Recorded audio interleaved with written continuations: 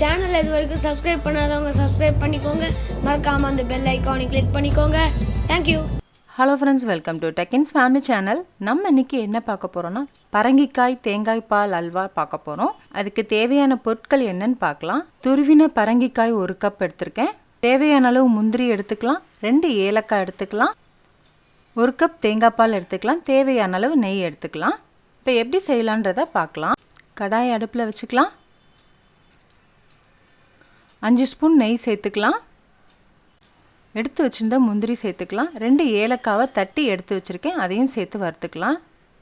முந்திரி நல்லா colour change ஆகிடுச்சு. இப்போ எடுத்துடலாம். 2 நிமிஷம் இந்த நெய்யிலேயே பரங்கிக்காயை நல்லா வதக்கிக்கலாம். 2 நிமிஷம் நல்லா வதக்கியாச்சு. இப்போ தேங்காய் பாலை சேர்த்துக்கலாம்.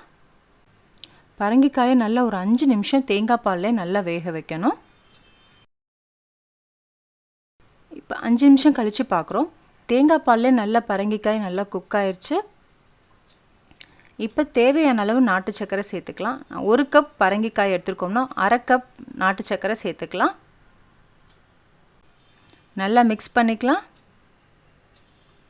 1/4 கப் பாலில் 1 ஸ்பூன் கடலை மாவு சேர்த்து மிக்ஸ் பண்ணி சேர்த்துக்கலாம். கடலை மாவு சேர்க்கும்போது நல்லா அல்வா நல்லா திக்காக வந்துடும்.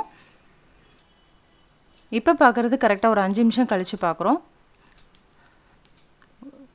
3 ஸ்பூன் நெய் சேர்த்துக்கலாம். ஃபஸ்ட்டு ஒரு 5 ஸ்பூன் நெய் சேர்த்துருந்தேன். இப்போ ஒரு 3 ஸ்பூன் நெய் சேர்த்துக்கலாம். கொஞ்சம் இதுக்கு நெய் தாராளமாக சேர்த்துக்கலாம். அப்போ தான் டேஸ்ட் ரொம்ப நல்லாயிருக்கும். இப்போ பார்க்குறது ஒரு 10 நிமிஷம் கழித்து பார்க்குறோம். வறுத்து வச்சுருந்த முந்திரியை சேர்த்துக்கலாம். லாஸ்ட்டாக ஒரு 3 ஸ்பூன் நெய் சேர்த்துக்கலாம். ரொம்ப ஹெல்தியான பரங்கிக்காய் தேங்காய் பால் அல்வா ரெடி ஆயிடுச்சு.